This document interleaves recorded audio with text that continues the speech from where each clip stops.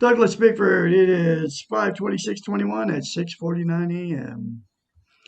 I am here teaching self-esteem on YouTube because 7 months ago I left a toxic marriage and I married into a dysfunctional family because I had no self-esteem.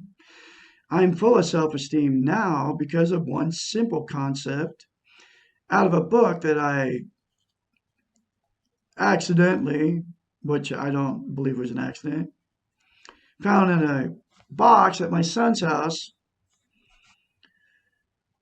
uh, where was my first stop after I left my wife of 3.5 years in Idaho, fleeing out of a toxic relationship, fleeing from a dysfunctional family, which is what her family was, and fleeing from my cat's life because my wife was going to kill my cat. Okay, she had already killed two of them. Okay, and so I was fleeing from my cat's life when I left that day, which was a 2nd of November 2020. I will never forget the day. I left with confused, hurt, and all that, right? In a fog, didn't know what I was doing, didn't know where to go. I was going. Anyway, in the book is the one simple concept that will give you self esteem very, very quickly: self love. All you got to do. The book is called The Portable Therapist, written by a doctor of psychology, Susanna McMahon. And in the book, the one simple concept that will save you, give you that.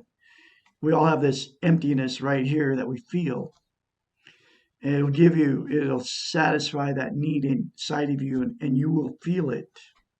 If you look yourself in the mirror and you say, I love you, and you keep saying it over and over again for the rest of your life, don't ever stop.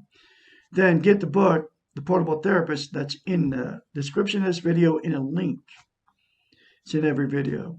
You can get the book, and it has many more concepts. And I'm going through the book chapter by chapter. Get the book, read it for yourself, and then continue to watch me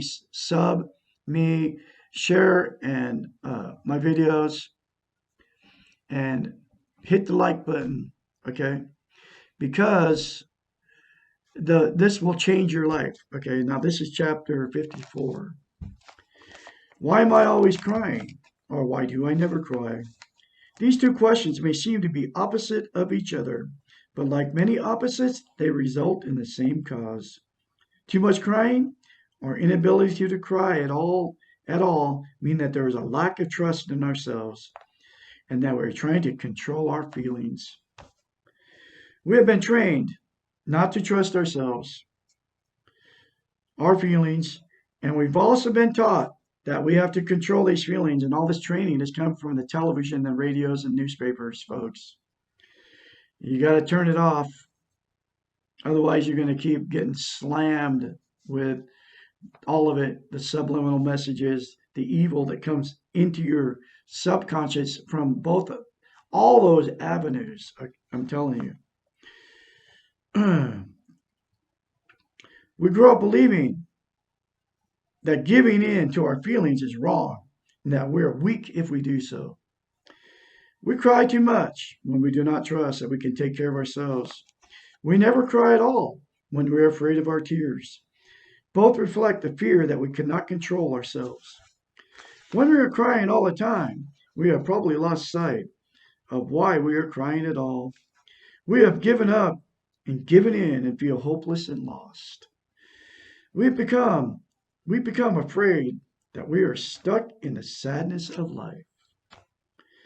When we never cry at all, we're also afraid of being out of control and being helpless.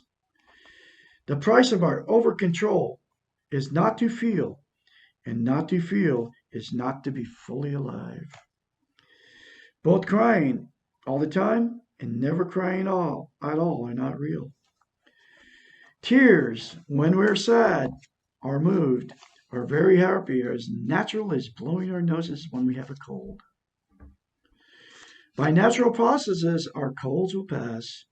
So will our tears if we allow the natural process to work. The person who is stoic and the person who cries all the time are both stuck. My wife was the stoic one that I left. Her dad died. She never shed one tear. Never.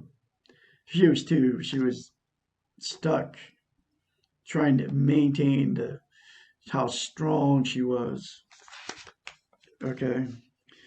They no longer believe in the natural process. They both are overusing and overgeneralizing one response, one defense, one way of being to all situations.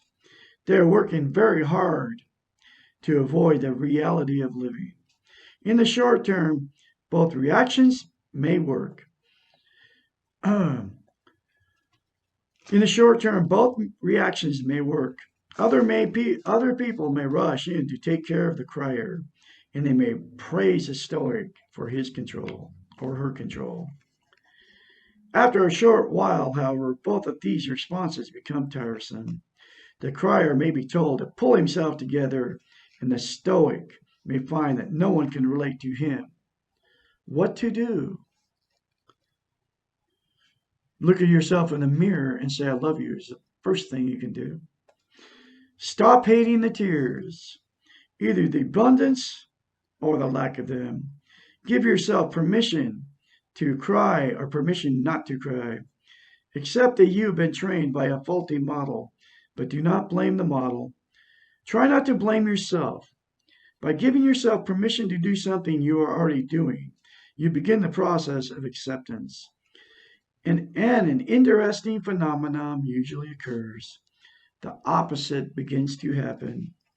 If you give yourself permission to cry when you are crying, you begin to feel more in control of yourself.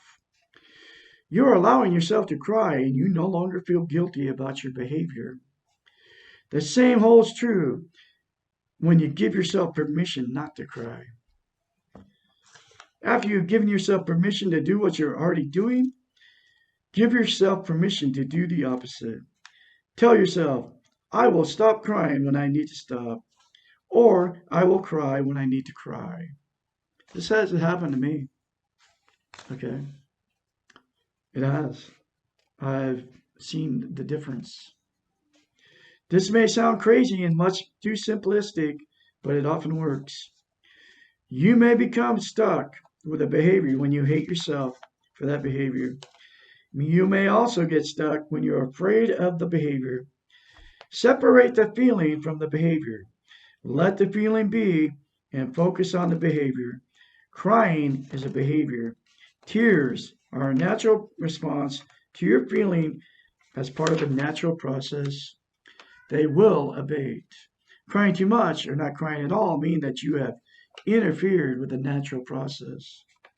Trust yourself and trust the process. Acknowledge the feeling that is generating the tears. Allow yourself to feel and respond with tears.